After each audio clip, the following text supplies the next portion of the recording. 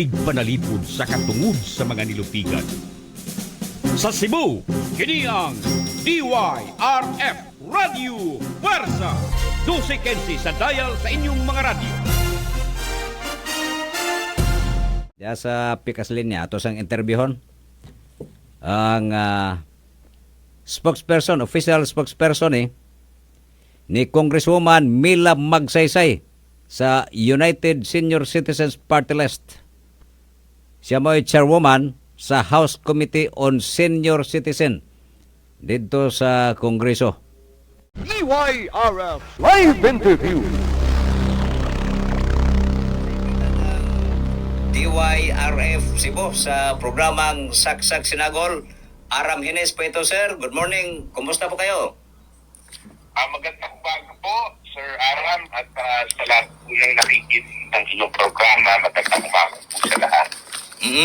So mayroong mga katanungan po natanggap natin, sir, tungkol po sa mga senior citizen at alam po natin si Sir Miko Magsaysay ang official spokesperson po ni Congresswoman Mila Magsaysay sa United Senior Citizens Party List. Siya po ang chairwoman sa House Committee on Senior Citizen. Ganun po ba, sir? Yes po, Sir Aram. So, may katanungan po dito, sir, tungkol po sa last week, Sir Miko, may naprobahan na po na signature campaign for bill filed sa committee ni Chairman Congresswoman Mila para sa senior citizens. Ano po ba ito, sir? Ang itong bill. Sir Aram, ito po ay isang signature campaign na ilinunsad po ng Committee on Senior Citizens sa pangunguna ng chairperson po natin na si Congresswoman Milaki na Magsaysay. Ito po yung tinatawag na milyong dagda para sa mga dagda universal social pension ngayon. Ito po ay nailunsad nakaraang linggo, Sir Aram, iba ng butihing congressman ng 2nd District ng Marikina na si Congressman Attorney Miro Kimbo ay muling binuhay itong panawagan para sa 1 milyong lagda para sa ating mga matatanda, at ang layunin po nito ay ang agarang pagpasa at sa tawag na Universal Social Pension Act. At Sir Aram, siguro bibigyan ko lang po ng konting background itong panukalang ito po. Yes, sir. Sa Social Pension Act ay Medyo mahina pong signal natin, sir. hello, narinig niyo pa po? Okay na po, sir. Itong ating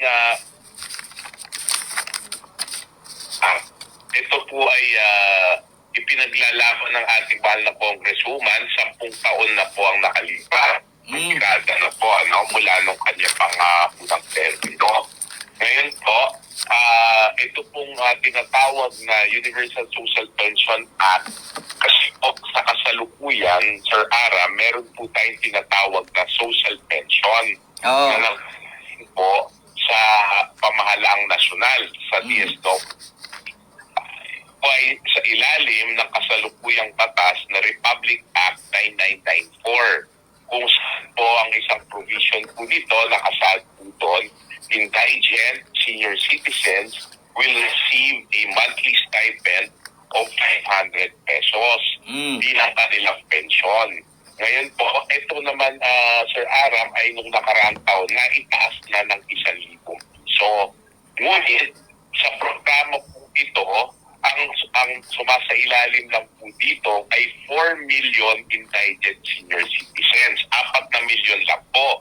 Kung saan ang bilang po ng ating senior citizens sa buong Pilipinas ay bumibilang na po ng 12 million. Kaya po, nandyan yung problema na kung tatanungin mo kung sino nakakatanggap ng pension, ilan-ilan lang po ang tumatanggap. At napakarami pa po hindi dahil nga po dito sa kasalukuyang batas, indigent lang po ang pasali dito. At idagdag ko lang po, Sir Aram, hindi pa napapasali dito ang ating mga SSS at GSIS pensioners. Kaya po, sa batas na ito, lang po mga indigent ang kasali. Ngayon, kung masasaksyonan ang aslira din na ito, nirapat po ng ating mahal na congresswoman na maghain ng isang panukala na tinatawag na Universal Social Pension. Kung saan po, pag ito po ay muli ipinapaalala ko po sa lahat kasi marami po mga maling informasyon o mga fake news na kumakalat. Ito po, Sir Aram, hindi pa po ito isang ganap na batas. Isa pa lang po itong panukala o House Bill. Kaya pag ito po ay naisa batas,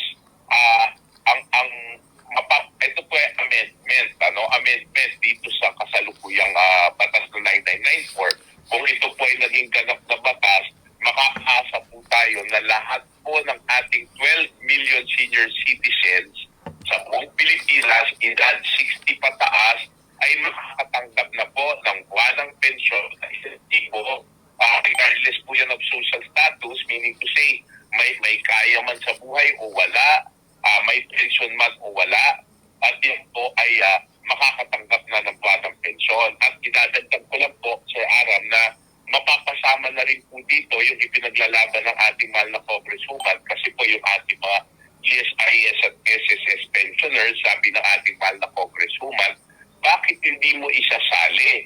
Yan po ay kanilang pinaghirapan. Yung mga hulog nila ay kinaltas o binawas sa kanilang mga sweldo nung sila po ay nagtatrabaho pa.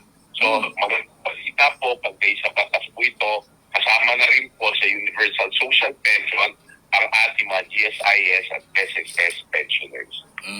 So good news yan sa mga senior citizen, Sir Miko, ano?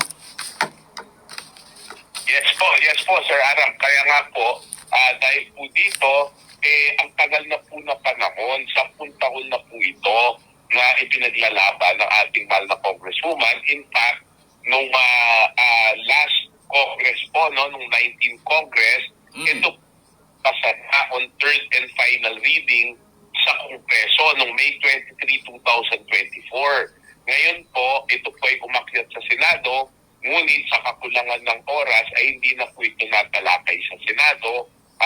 Ito po ay naibalik na uli sa Kongreso. Kaya po nung nabigyan uli ang ating mahal na congresswoman ng pagkakataon na paglingkod muli, ang una niyang ginawa po ay kanyang inihain uli o renifile ang ito pong Universal Social Pension Act. Kaya po, sa tagal ng panahon, Sir Aram, na hindi po ito nabibigyan ng prioridad, umabot na po sa punto na mauubusan na naman po tayo ng oras kasi kulang na po yung 2 taon, matatapos na naman po ang 20th Congress. Kaya po, inilunsad ang inisyatibang ito pong tinatawag na 1 milyong landa para sa tanda, Universal Social Pension ngayon na kung saan ay nananawagan nanay at tatay, lolo't lola sa buong Pilipinas na kayo pa'y lumahok, ipakita ang inyong suporta at lumagda para na sa ganon, pag umabot po yan ng milyon na lagda, ay mananawagan po tayo sa ating mahal na Pangulong Bongbong Marcos. Para po ito ay ma-consider po na isang priority bill niya at nang sa ganon ay maipasa na po agad ito para po sa lalong madaling panahon ay mapakinabangan na ng ating mga nanay, tatay, lolo't lola, ating mga ka-United Seniors sa buong Pilipinas dahil po napakatagal na po ng paghihintay, karamihan po nakamatayan na nila, hinihintay po nila ito at yung iba po nawalan din ng pag-asa, kaghihintay. So siguro po masasabi ko, Sir Aram, no, now more than ever, kailangan pong maipasa na po ito. Now more than ever, kailangan po makaabot tayo ng milyong lagda para nang sa ganoon, Universal Social Pension ngayon na. Bali sir, pagka nagkaresulta ng signature campaign, ano ang masahan ng naghintay nating mga senior citizen? Ayun na po, pag ito po ay nakaabot po sa ating mahal na Pangulo, Bongbong Marcos, at alam po natin na mahal naman po niya ang ating mga senior citizens at bibigyan prioridad niya ang ating mga senior citizens, ay pag ito po ay na-consider na priority bill, umaasa po tayo na ito ay mabilis na ubusan at mabibigyan ng tamang pondo po ito at eventually mapapasa na po ito at magiging batas na at mag-uumpisa na po na pension buwan-buwan ng ating lahat ng mga nanay, tatay, lolo at lola sa buong Pilipinas. Pero sa ngayon, Sir Aram, medyo alam mo naman ang proseso ng pagsasabatas ng isang panukala ay napakatagal at napakasalimuot po niyan. Kaya tayo nananawagan na ipakita po ang ating pagkakaroon sa ganon ay makaabot po ito sa ating mahal na Pangulong Bongbong Marcos. Sa ngayon Sir Miko, may nasilip ba ang committee ni Kong Mila sa na posibleng hadlang na mapadali ang very controversial na universal pension? Well, sa nakikita ko po, mula nung pa naman hanggang ngayon, ang kadalasang nagiging dahilan ay ang pondo. Ngunit, tulad ng nasabi ko, nung pong 19th Congress, ang Committee on Appropriations noon ay si Congresswoman Stella Kimbo. At kanya pong nahanapan ng tamang pondo po ito. Kaya po siya naipasa for third and final reading sa Kongreso noong pong May 23, 2024. Yun nga po, tulad ng nabanggit ko kanina, kinulang po sa oras, hindi na po yan natalakay sa Senado at muling bumalik sa Kongreso kung saan po ngayon naman ay pumasa na po siya sa level ng komite at nandito na po siya sa Committee on Appropriations na hinahanapan po uli ng tamang pondo po. Kaya po nakita nyo, katuwang po natin si Congresswoman Stella Kimbo na nakipaglaban dyan. Kasama po ng ating mahal na Congresswoman, Milaki na Magsaysay. At ngayon po ang bumuhay uli sa initiative.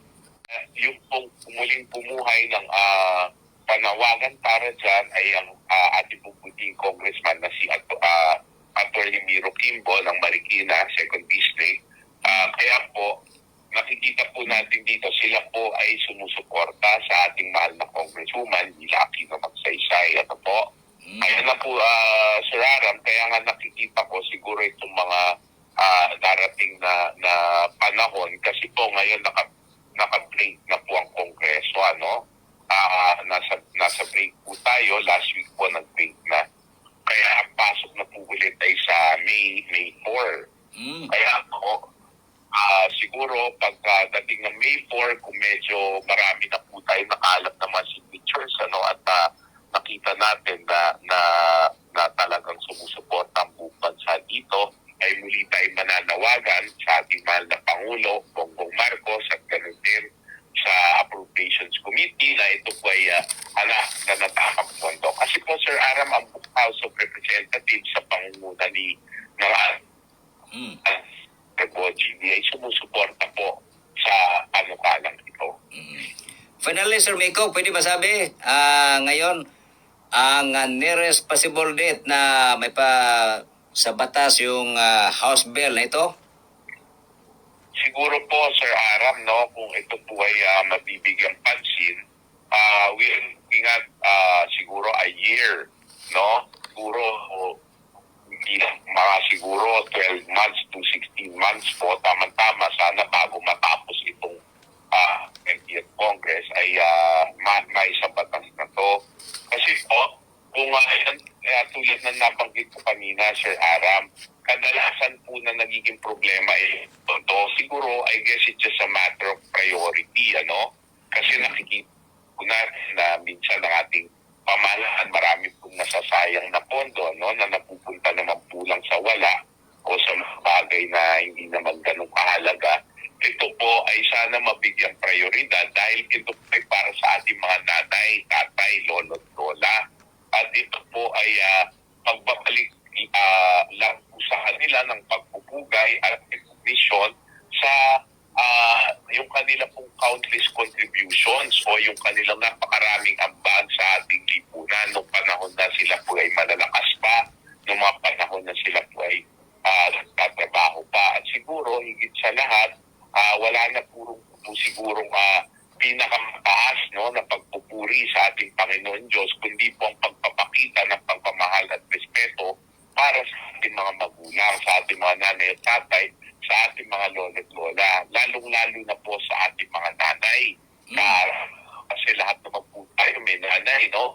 At sila po ang nagluwal sa atin, nagpang sa atin, sila po yung nagpalaki sa atin, nag-alaga sa atin mula nung ating mula nung tayo isinilang pa. So siguro ibalik naman po natin yung pagpupugay na yan sa kanila.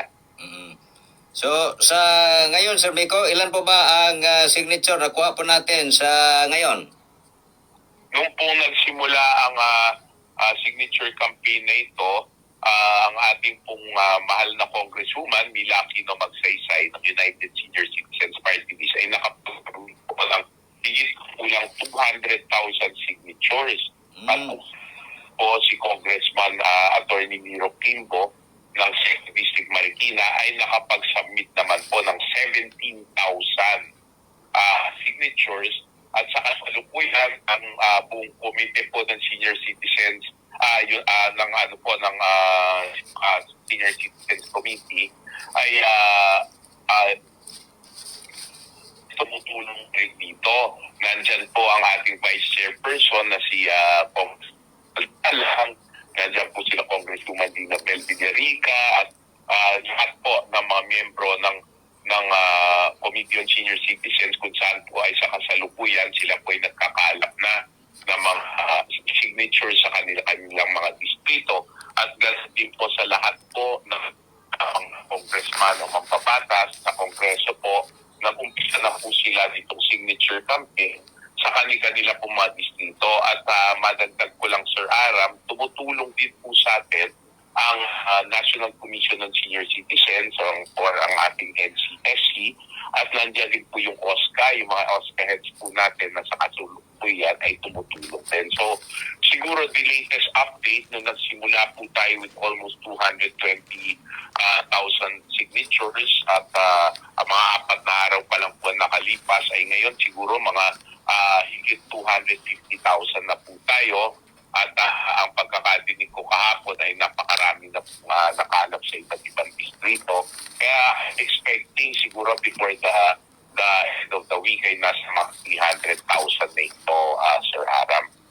So Sir Miko, wala na po kong katanungan. Baka may dagdag pa po kayo. At mensahe mo na lang sa ating mga tagapakinig sa buong Visayas at Mindanao at lalong-lalo na sa whole Philippines kasi live po tayo sa FB. Kukunin ko po ang pagkakataon ito, Sir Aram, para magpasalamat po sa inyo sa pag-imbita sa amin sa iyong programa. Napakalaki pong karangalan yan. At ang mensahe po natin sa lahat po ng ating mga nanay at tatay, lolo at lola sa buong Pilipinas, unang-una po, mano po sa inyong lahat at ipinapaabot sa inyo ng inyong kapatid na si Congresswoman Mila Aquino Magsaysay ng United Senior Citizens Party List na hanggang sa daw po ay nabubuhay, sa daw po ay humihinga pa, ay kayong mag-alala at patuloy niyang ipapaglaban itong universal social pension hanggang ito po ay finally maisabatas na po. At makakaasa po kayo na nandito po ang inyong kapatid, meron po kayong kasangka, kakampi at boses sa Kongreso na patuloy na makikipaglaban para sa inyong mga karapatan, kapakanan, benepisyo at pribileyo at makakaasa po kayo na po niyang ginagawa ang lahat ng kanyang makakaya para po mapagaan kahit paano at mapaginhawa ang inyong mga buhay at tatandaan po natin mga nanay, tatay, lolo at lola sa Pinas ay Congresswoman Mila Aquino Magsaysay ng United Senior Citizens Party List, matanda ating mahalin. Sir Miko, thank you so much for being with us this morning at mabuhay po kayo, sir. Maraming salamat po, Sir Aram. Magandang umaga po muli. Mabuhay po kayo. Okay, thank you, sir. DYRF Live